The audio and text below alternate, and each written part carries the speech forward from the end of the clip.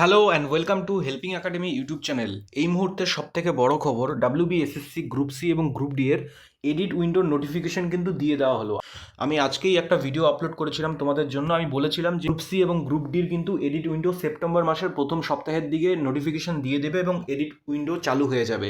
3:30 দিকে আমি ভিডিওটা ছেড়েছি, তো পুরোনো ভিডিওটা দেখে নাও। ওই ভিডিওতেই আমি বলেছিলাম এবং বলতে বলতেই এই মুহূর্তেই ওয়েবসাইটে কিন্তু নোটিফিকেশন চলে ওবিসিরা যাদের 7% ধরে হবে এবং 17% ধরে, সেই বিষয়টাকে ক্লিয়ার করার জন্য, যেহেতু সব কিছুই 7% ধরে হচ্ছে, তো সেই জন্য কিন্তু যারা ওবিসি ক্যাটাগরিতে রয়েছে তাদেরকে কিন্তু লগ ইন করে ওবিসি সাব ক্যাটাগরি সিলেক্ট করতে হবে। চলো নোটিশটা কি লেখা রয়েছে এক্স্যাক্টলি দেখে নেই।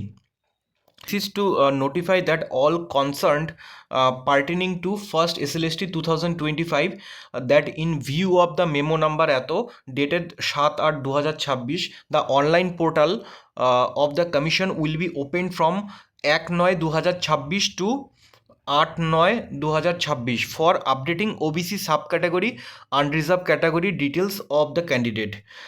তারপর কি বলা রয়েছে দেখো, if any candidate fail to mention their OBC subcategory details within the time frame, his/her candidature shall automatically be treated under the unreserved category।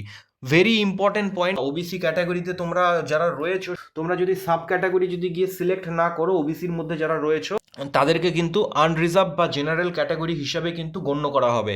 ঠিক আছে, তাহলে তোমরা যারা ওবিসি রয়েছো 1 সেপ্টেম্বর থেকে কিন্তু তোমরা এডিট অপশনে গিয়ে নিজেদের সাব ক্যাটাগরি তোমরা সিলেক্ট করতে পারবে। তো এখনই নোটিশটা এলো, তো আমি বাইরে রয়েছি, তো তবুও তোমাদের জন্য ভিডিও বানিয়ে দিলাম। ভিডিওটি যদি তোমার উপকারে এসে থাকে তাহলে ভিডিওটিতে অবশ্যই একটি লাইক করবে এবং নিজের অন্যান্য চাকরিপ্রার্থী বন্ধুদের সাথে শেয়ার করবে।